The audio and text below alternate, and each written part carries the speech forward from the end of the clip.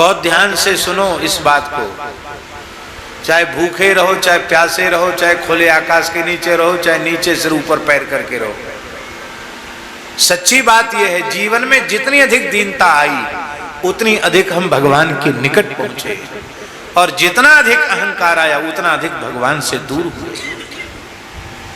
अहंकार, जो जितना ज्यादा अहंकारी होता है वह उतना ही अधिक असहिष्णु होता है। असहिष्णु जानते हैं? नहीं। सहिष्णु माने सहन करने वाला, असहिष्णु माने सहन न करने वाला।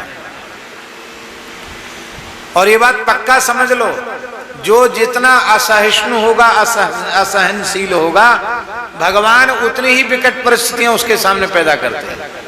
आप माता पिता की डांट से अपमानित अनुभव करोगे, संतों की, गुरुजनों की डांट से अपमानित करोगे, तो कभी एक दो कौड़ी का भी जो आदमी नहीं है वो तुमको सरेआम गाली देगा, तप्पड़ जमाएगा, कुछ नहीं कर पाओगे। गुब्बारा कह रहा बिल्कुल ठीक बोल रहे हैं। अहंकार करोगे तो फट से फूट जाओगे। इसलिए आप सहन करना सीख लो। आहा, माताजी गोकुल भवन वाले परमहंस जी महाराज, शायद दर्शन नहीं किया होगा आपने उनका। परमहंस श्री राम मंगल दास जी महाराज सिद्ध पुरुष थे।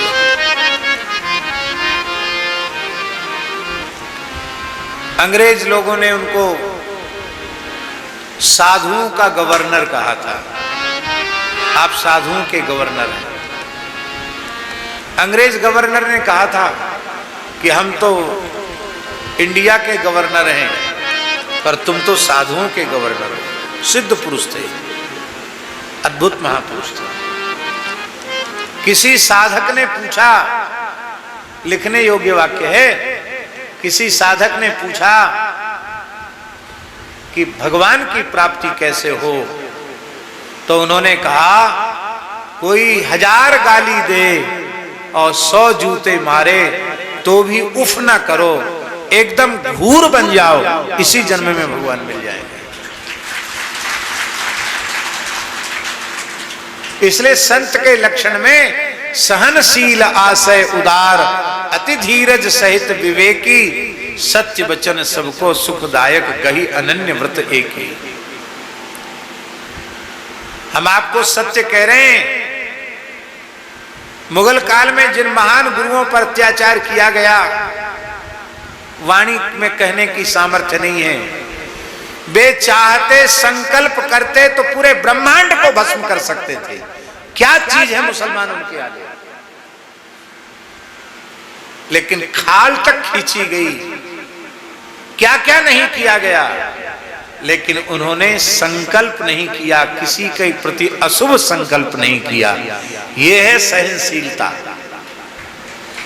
और इससे भगवान उनको नहीं मिले, वे स्वयं भगवत स्वरूप हो गए। भगवान में और उनमें भेद समाप्त हो गया। नानक लीन भयो गोविंद संग, ज्यों पानी संग पानी। दीनता। हमारे पूज्य गुरुदेव भक्तमाली जी कहते थे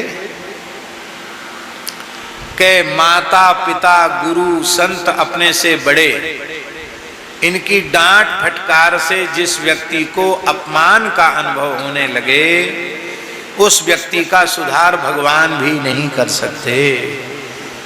जब अपने से बड़े किसी बात पर हमको डांटें तो सौभाग्य का अनुभव करना चाहिए कि आज बड़े लोग हमारे माथे पर हैं, तब तो हमारी भूल को सुधार रहे हैं। यदि ये ना होते तो हमको इतनी अच्छी बात कौन बताता। मन में प्रसन्न होना चाहिए और उनसे प्रायश्चित पूछना चाहिए कि एक गलती हमसे जो बनी है, इसका प्रायश्चित बताइए। आप विचार करो, आपका पुत्र इस प्रकार का व्यवहार आपसे करे तो आपका मन कितना राजी होगा। ये अपने से बड़ों का मन प्रसन्न होना, यही छोटों की उन्नति का कारण बनता है, उन्हीं का अभ्युदय का कारण बनता है। अब एक बात और आगे की कहने जा रहे हैं, उसको और ध्यान से सुनो। कोई अपराध हमारा नहीं है, किंचित भी, कोई दूर दूर तक लेना देना नहीं, हमारी गलती नहीं। और बिना गलती के हमारे पिताजी, हमारी माताजी, हमारे गुरुजी, हमारे पूज्य संत, बड़े भाई, जो भी अपने से बड़े लोग हैं, वो बिना किसी गलती के हमारी गलती सिद्ध कर रहे हैं, हमको डांट फटकार रहे हैं, तब हमें क्या करना चाहिए? इनकलाब जिंदाबाद, कि हम पूरी तरह आपसे लड़ने के लिए तैयार हैं? नहीं, उस समय भी मन में ये सोचना चाहिए, भले ही मैंने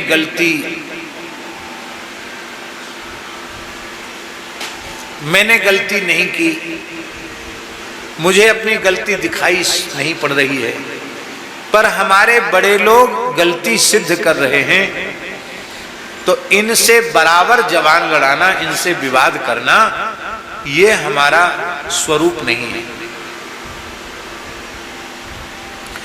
बिना गलती के भी गलती मान लें, गलती बिल्कुल नहीं है, पर गलती मान लेंगे, हाँ हमने गलती की। आप कह रहे हैं तो आप झूठ थोड़ी बोलेंगे, बिल्कुल की गलती, पर हम आपके चरण छोड़ के नहीं जा सकते।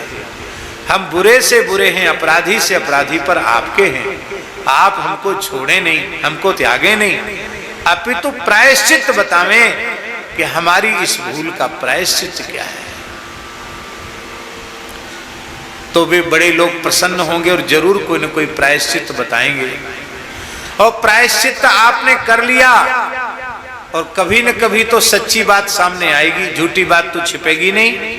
और जब सच्ची बात सामने आएगी कि देखो ये मेरा पुत्र अथवा शिष्य ये कितना विनम्र है कि बिना भूल के तो इसने भूल स्वीकार की और बिना अपराध के प्रायश्चित किया, तो ये जानकर उसका हृदय जब द्रवित होगा, प्रसन्न होगा, तो आप कई जन्म लेकर साधन करेंगे, जो काम आपका नहीं बनेगा वह केवल अपने पूज्य जनों की प्रसन्नता से बनेगा।